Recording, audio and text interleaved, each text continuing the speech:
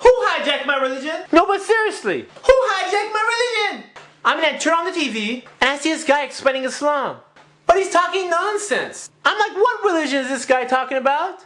Not only does he have no idea what he's saying, but he's not even Muslim. It's like getting a Hindu guy to teach Christianity. Seriously, where do they get these characters from? It's even funnier how they give him the title of expert. Just because you wrote a book about Muslims doesn't make you an expert. And don't get me wrong, it's not just non-Muslims. They even throw confused Muslims on TV. Somehow they keep finding these people who have little or no knowledge of the religion. They show them screaming nonsense and talking all crazy, talking about killing and murdering, instead of basing their actions on Islam. You hear all kinds of crazy stuff. Like these speeches of pushing people towards their nationalistic movements. There's no nationalism in Islam. There's no nationalism in Islam.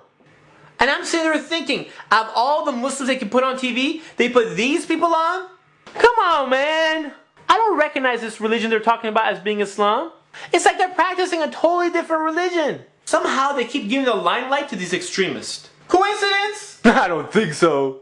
This is how they build public opinion on a group of people. So people end up hating Muslims. But their hatred is based on ignorance. People aren't born racist. Prejudice is something that is learned. They don't necessarily come out and say Muslims are terrorists, but they'll do everything else so you come up with that opinion.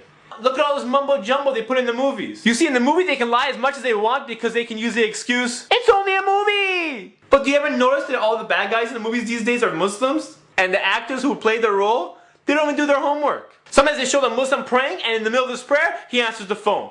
Or in the middle of this prayer, he'll talk to somebody. Joke! Sometimes they have the Muslim character sleeping with one of the women in the movie. Double joke! Who writes this stuff? And how come every time they show the main bad guy acting evil, they're playing the adhan in the background? Hello? The adhan is a call for prayer. Coincidence? I don't think so. They take a peaceful religion and they try to associate violence to it. No wonder the masses are confused about Islam. People are often scared of things they don't understand. And don't think we're the first people who are victims of this propaganda. Do you remember the way the Japanese were treated during World War II? Or the way African Americans were treated during the Civil Rights Movement? You get the picture. History continues to repeat itself. And the way that stereotype is built is done in a very sneaky, sneaky way. You flip on the TV and you see images of black people stealing. I guess they assume if you see it enough times, you'll start believing that all black people steal. Or all Hispanic people cross the border so they can steal your jobs. Or all white people are trash. Or women are inferior to men. And the false list of stereotypes goes on and on. These tactics are nothing new. It's the same tricks over and over again. But this time, they're building the stereotype of the Muslims. They're trying to associate the word Muslim with the word terrorist. But the word Muslim terrorist is an oxymoron. You know that's when you put two words next to each other that have opposite meanings? It's like saying definite, maybe. Or that's a loud silence. Same difference. Exact estimate. You get the picture. The word Muslim terrorist doesn't even make sense. The word Muslim means one who submits to God. The word terrorist means one who spreads terror. So how could one who submits to God spread terror? It doesn't make sense. How come when a Muslim commits a crime, he is immediately associated with his religion? But if anyone from another religion commits a crime, their religion is never even mentioned. They take verses from the Quran out of context to serve their own purpose. Think not that I have come to send peace on earth. I came not to send peace, but a sword. Does that sound violent to you? Does that sound something that you can take out of context? We don't know the sentence before that or the sentence after it. Oh, that's not from the Quran. That's actually from the Bible. Matthew 10:34. You see, you can pull that trick with any religion. Do you know what I'm saying? I live in a country where the majority of the people are Christian. But you won't hear the term Christian terrorist if a Christian commits a crime. This is because it's common knowledge that Christianity does not teach terrorism.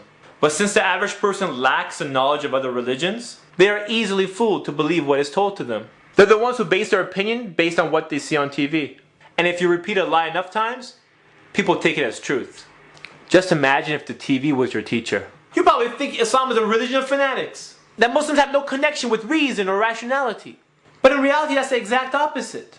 When you study Islam, you see that it encourages thought. It advises man to think and reflect. It promotes peace and tranquility. But there are people who are out there who do action that Islam forbids in the name of Islam, abusing this beautiful religion to promote their own agenda. And the media loves these type of people. So anytime they find any of these bad apples, which is usually people who don't understand Islam, They wait till they get all emotional and then throw them on TV. Ratings, baby! Ratings! They don't care about the truth. The only thing they care about is the numbers. They just want to boost their ratings, increase their audience, so they can raise the price of their commercials and make the money. If we Muslims only practice Islam the way it's supposed to be practiced, these people wouldn't have any footage to play with. You see, you can't judge an entire religion based on the actions of a few. I don't judge Christianity based on the Christian fundamentalists who blow up abortion clinics. By the way, what kind of pro-life message are you sending by blowing up innocent people? Let's clear up all the confusion and make it really simple. A religion should not be judged by its misguided followers. A religion should be judged by its teachings. Here's a thought. How about putting a practicing Muslim on TV who knows what he's talking about? Have him explain Islam to the masses. If you're really interested in seeing what Islam teaches, go to your local Islamic center. What you hear might surprise you. It's very different than what you see on TV or read in the newspaper. Yeah, a bunch of people are trying to hijack my religion and I want it back. Remember, so many of the early enemies of Islam ended up becoming Muslim when they saw Islam practiced correctly. Do you know what I'm saying? At the end of the day, it doesn't make a difference what the media shows or what the newspapers say. But a lot of people judge action, not words. And if you're a good Muslim, inshallah, people won't want to be like you. So it's up to us to be good examples, inshallah.